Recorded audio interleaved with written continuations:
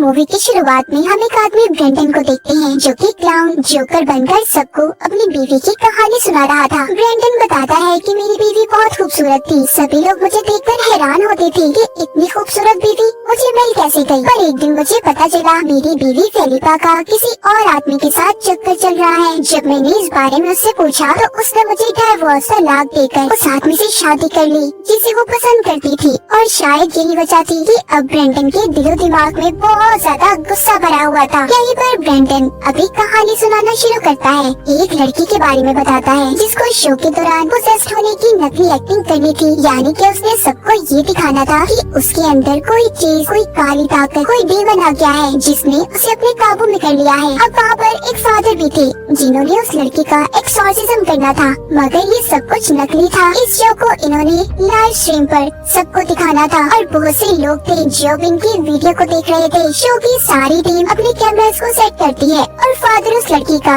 Exorcism करना शुरू करते हैं। लेकिन अचानक से सब कुछ बदल गया था। वो लड़की अब फादर की कोई बात भी नहीं मानती और उल्टा छलांग लगा देती है, अजीब हरकतें करने लगती है, यानी कि सच में उस लड़की के अंदर कोई डीमन आ गया था। वो फादर को अपने बारे में बताता है कि वो एक डीमन है। फादर को भी ये बात समझ आ गई थी कि उस लड़की के अंदर सच में कोई काली ताकत आ चुकी है। अब वो एक किताब लेकर उस लड़की का असल में एक्सॉर्सिज्म करना शुरू करते हैं। जब ऐसा होता है तो वो लड़की अब सच में कंट्रोल से बाहर हो रही थी। इनकी लाइव वीडियो देखने वाले लोग भी डर जाते हैं। उस लड़की के अंदर आए हुए डीमन ने कैमरास को भी तोड़ दिया, जिस वजह से इनकी लाइव स्ट्रीमिंग रुक जाती है। थोड़ी देर के बाद सब कुछ ठीक हो जाता है और उस लड़की को तो बिल्कुल भी कुछ याद ही नहीं था कि उसके साथ हुआ क्या था। वहाँ पर इस शो की टीम के जितने भी लोग थे सभी बहुत खुश थे कि उनकी वीडियो बहुत से लोगों तक पहुँची जो एकदम मसल लग रही थी, मगर ये नहीं जानते थे कि खतरा तो अभी शुरू हुआ था। हम उन लोगों को देख पाते हैं जो इनकी लाइव वीडियो को देख रहे थे। उनको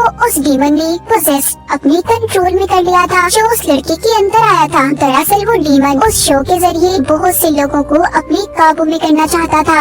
अब जिसके बाद वो लोग उस डीमन के काबू में आते ही अपने आसपास के लोगों को मारने लगते हैं। तो इस कहानी के जरिए हमें ये बताया गया है कि हमेशा अपने काम के बारे में सही और उसके साथ ठीक रहना चाहिए, न कि लोगों को कोई भी गलत या खराब चीज दिखाकर उनका ध्यान अपनी तरफ करे। जिसके बाद हमें ब्रेंडन दिखाया जाता है। ये कहानी सुनाने के बाद वो अब फादर के रूप में था। कहता है कि कुछ लोग अपने काम को इतना सीरियस ले लेते हैं कि उन्हें अच्छी या गलत काम करने में कोई फर्क ही नजर नहीं आता। और इसी के साथ वो अपनी ऑडियंस को दूसरी कहानी सुनाना शुरू करता है। एक आदमी के बारे में बताता है जो कि एक पागल कातिल था जो बैठा अपने हेलमेट को बना रहा था। हमें उसका चेहरा तो नहीं दिखाया जाता पर उस आदमी का हेलमेट भी काफी खौफनाक था। इसके बाद एक लड़की को देखते हैं जो कि अपने घर में बिल्कुल अकेली थी। तभी उसके दोस्त की कॉल आती है। जब वो सुनता है कि वो घर में अकेली है तो फौरन से उसे मिलने का कहता है। अब जैसे ही उस लड़की का दोस्त उसके घर पर आया था उधर वहाँ पर वो ही कातिल भी आ गया था जिसको हमने हेलमेट बनाते हुए देखा था। वो आते ही उस लड़की के दोस्त को मार देता है। उसने चाकू से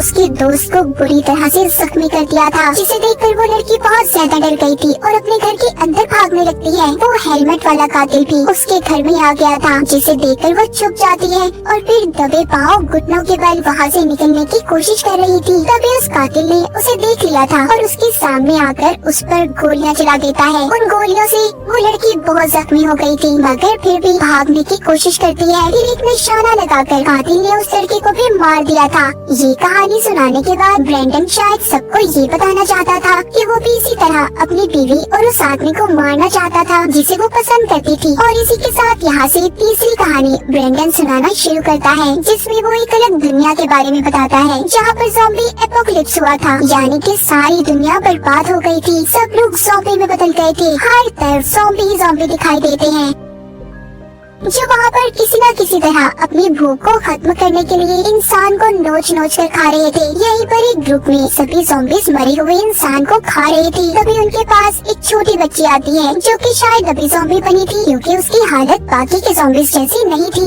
अब वो उन्हीं ज़ॉम्बीज़ के पास आती है जो लाश को खा रहे थे, मगर वो ज़ॉम्बीज़ उसे डराकर किसी डॉग की तरह उसे वहाँ से दूर कर देते हैं। तभी एक ज़ॉम्बी आदमी की नजर उस बच्ची पर पड़ती है। उसे देखकर न जाने उसे क्या हो गया था, वो उस लाश में से एक गोश्त का टुकड़ा नोच कर उस बच्ची को खाने के लिए देता है, जिसे खाकर वो बच्ची अपना पेट भरती है और फिर चुपचाप वहाँ से उसी ज़ॉम्बी आदमी के साथ चली जाती है। वो ज़ॉम्बी उस बच्ची को झूले देता है, मगर अचानक से उस बच्ची के हाथ पर चोट लग गई थी, जिससे उसकी हड्डी बाहर आ जाती है। ज़ॉम्बी उस हड्डी को भी बड़े ही आराम से अंदर करके उस बच्ची के हाथ को ठीक कर देता है। अब जब वो दोनों थोड़ा सा आगे जाती है तो एक आदमी ने अपनी गन से उस आदमी ज़ॉम्बी को मार दिया था, क्योंकि वो वहाँ पर उन ज़ॉम्बी से अपनी फैमिली की जान बचाना चाहता था। वो बच्ची अब उस आदमी के सामने आकर खड़ी हो गई थी। जब वो आदमी उसे भी मारने वाला था तो उस आदमी की बेटी आकर अपने डैड को मना करती है। हमारी तरह वो भी इस बात को समझ गई थी कि वो आदमी ज़ॉम्बी इस छोटी बच्ची ज़ॉम्बी के डैड थे। वो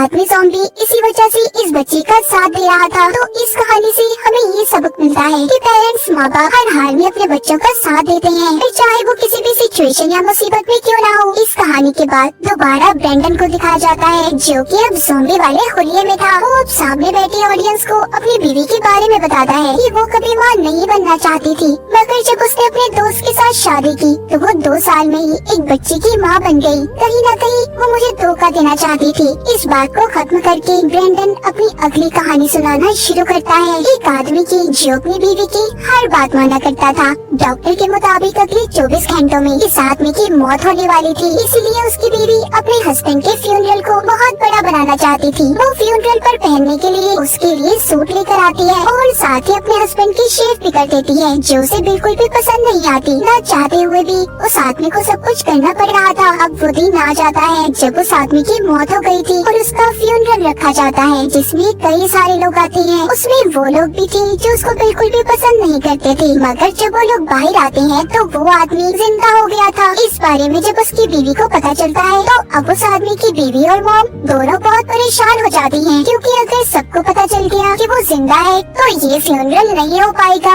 और इनकी इज्जत भी नहीं रहेगी। अजीब बात है ना। इस वजह से वो दोनों अब उस आदमी को मारने की कोशिश करती हैं, जो आहिस्ता आहिस्ता खतरनाक होती जा रही थी। पर वो आदमी किसी तरह से मर ही नहीं रहा था। उसे वो कभी चाकू से मार रही थी तो कभी कटर से। ऐसा लग रहा था कि जैसे वो अमर हो गया हो। उसकी बीवी और मॉम अब उसको मार मार कर तंग आ चुकी थी। चाकू और कटर की वजह से उसका पेट खुल गया था, जिसके बाद उस आदमी की मॉम उसको एक जोर से थप्पड़ लगाती है, जिससे वो वहीं पर मर गया था। इतनी कोशिशों के बाद एक थप्पड़ से मर गया, हैरानी वाली बात थी। लेकिन कुछ देर के बाद वो आदमी दोबारा से जिंदा हो गया था। अब खैर उसे इसी तरह ताबूत में डालकर दफना दिया जाता है। ये कहानी सुनाकर ब्रेंडन शायद हमें ये बताना चाहता था कि जब उसकी बीवी ने उसे धोखा दिया था तो चाहकर भी वो उसे नहीं मार पाया। अब अगले ही पल वो अपनी नई कहानी सुनाना शुरू करता है, जिसमें कुछ लोग आसमान से बारिश की तरह गिर रहे थे। असल में इन लोगों को स्पेसशिप से नीचे फेंका जा रहा था। फिर एक और आदमी जो बड़ी सी रोबोटिक मशीन में बैठ कर आता है, वो वहाँ पर सभी लोगों को मारना चाहता था। उधर जितने भी लोग थे सभी डर गए थे और गॉड से मदद मांगने लगते हैं। तभी एक मुर्गा जमीन पर आकर उस मशीन को खत्म कर देता है। वो ताकतवर और साइज में बहुत बड़ा था और उसने उस मशीन को पूरी तरह से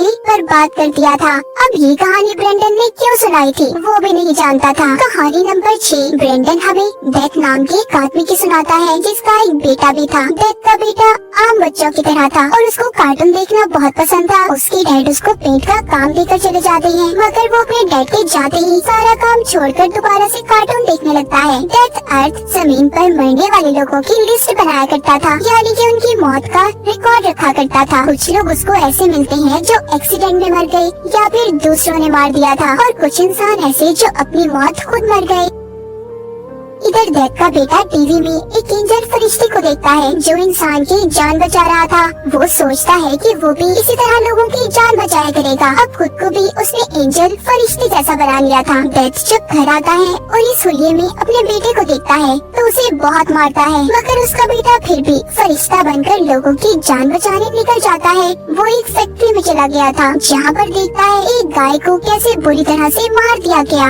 ये सब कुछ देखकर वो सोचता है कि दूसरी गाय के साथ वो ऐसा नहीं होने देगा, इसीलिए वो उस दूसरी गाय को वहाँ पर आजाद कर देता है। अब जब वो गाय जा रही थी और डेथ का बेटा ये सोच ही रहा था कि उसने कितना अच्छा काम किया, तभी उस गाय की एक गाड़ी से टक्कर हो जाती है और उस गाड़ी में बैठा हुआ कपल मारे गई थी, मगर उनका बच्चा अभी भी जिंदा था और रो रहा था। डेथ का बेटा जब उसे देखता है तो उसे उस बच्चे पर अब तरस आता है, इसीलिए वो अब सब कुछ ठीक करने के लिए उस कपल की आत्मा को जबरदस्ती पकड़कर उनके अंदर डाल देता है, जिससे वो जिंदा तो हो गए थे मगर एक ज़ॉम्बी में बदल चुके थे, जो वहाँ पर और भी लोगों को काट कर अपने जैसा ज़ॉम्बी में बदल देते हैं। डेथ के बेटे को यहाँ पर ये बात समझ आ गई थी कि उससे कितनी बड़ी गलती हो गई। अब वो उधर दुखी बैठा ही था, तभी उसके डैड आ गए थे। डेथ ने आकर सब कुछ ठीक कर दिया था। अब वो अपने बेटे को लेकर एक पार्क में जाता है, जिस झूले में बैठे वो मजे कर रहे थे। उसका बहुत बुरा एक्सीडेंट हो गया था, जिसमें डेथ और उसके बेटे को छोड़कर बाकी के सब लोग मर जाते हैं। अब इसके बाद डेथ का बेटा भी अपने डैड का साथ देने लगा था। वो जान चुका था कि माँ बाप अपने बच्चों को जो भी कहते हैं सब उनकी भलाई के लिए होता है, क्योंकि वो जानते हैं कि उनके बच्चों के लिए क्या सही होगा और क्या गलत। और इसी के साथ ब्रेंडन अगली कहानी सुनाता है। हमें एक लड़की दिखाई जाती है जो कि एस्ट्रोनॉट हवाबाज थी, जो अपने स्पेसशिप की तबाह होने की वजह से स्पेस आसमान में हवा में उड़ती जा रही थी। उसकी ऑक्सीजन भी खत्म होने वाली थी। वो चाहकर भी किसी से राब्ता नहीं कर पाती। तभी उसे अपने सामने एक ब्लैक होल नजर आता है, जिसके अंदर ना चाहते हुए भी वो खींची चली जा रही थी। जब वो उस होल के अंदर जाती है तो उधर उसे अपने जैसे और भी एस्ट्रोनॉट्स दिखाई देते हैं जो हवा में ही थी। इस कहानी से ब्रेंडन ये समझाने की कोशिश कर रहा था कि उसकी जिंदगी में ऐसा कुछ नहीं बचा जिसके लिए वो जिंदा रहे, इसीलिए वो जिंदगी के इस काले चक्कर में सिर्फ भटक रहा है। जिसके बाद उसने अपनी जिंदगी में एक फैसला लिया था और साथ ही वो हमें एक पागल कातिल की कहानी सुनाता है जो बैठा एक मशीन को ठीक कर रहा था और फिर वो शावर लेने जाता है जिसमें वो खून से नहा रहा था। हम देखते हैं कि उसने एक लड़की की लाश को मोटर के पंप से जोड़ा हुआ था, इसीलिए सीधा उस लड़की का खून इसके शावर में आ रहा था। उधर एक और लड़की थी जो बहुत ज्यादा डरी हुई थी, उसको भी पिंजरे में बंद किया गया था। मतलब अगला नंबर उस लड़की का था। अगली कहानी खुद अपनी ब्रेंडन की थी, जिसमें वो अपनी बीवी फिलिपा के घर जाता है, जिसने दूसरी शादी कर ली थी। ब्रेंडन वहाँ पर जाते ही फिलिपा के हस्बैंड को मार देता है। जब फिलिपा घर आती है तो ब्रेंडन ने उसे भी मार दिया था। वो उसे चाकू से तब तक मारता रहता है जब तक वो मर नहीं जाती। ब्रेंडन का सारा चेहरा खून से भर गया था और अब हमें समझ आई थी कि ब्रेंडन ने खून के शावर वाली कहानी क्यों सुनाई थी, क्योंकि वो भी अपनी बीवी के खून में नहाना चाहता था। यहाँ पर ब्रेंडन अपनी ऑडियंस को आखिरी कहानी सुनाता है, जहाँ पर सर्कस में बहुत से लोग थे और खूब मजे कर रहे थे। तभी जोकर एक बच्चे के पास बॉम्ब फेंकता है, जिसे वो बच्चा नकली समझकर उसे पकड़ लेता है और देखते ही देखते बहुत जोर से धमाका हुआ था। वहाँ पर अब कत्लेआम शुरू हो गया था। जितने भी जोकर थे सर्कस में आए हुए लोगों को मार रहे थे। तभी वहाँ पर एक लड़की आती है जो सबको मार रही थी। उसे ऐसा लग रहा था कि सबसे बचकर वो निकल जाएगी, मगर ऐसा नहीं था। एक जोकर पीछे से आकर उस लड़की को मार देता है। तो इस कहानी से हमें पता चलता है कि ब्रेंडन, जो कि जोकर बनकर सर्कस में काम करता था, वो यहाँ पर आने से पहले अपनी बीवी को मार कर आया था। जितनी भी ब्रेंडन ने कहानियाँ सुनाई वो सब उसकी जिंदगी से जुड़ी हुई थी। तो आपको इनमें से कौन सी कहानी अच्छी लगी कमेंट सेक्शन में जरूर बताइएगा। और इसी के साथ इस मूवी की कहानी यहीं पर खत्म हो जाती है।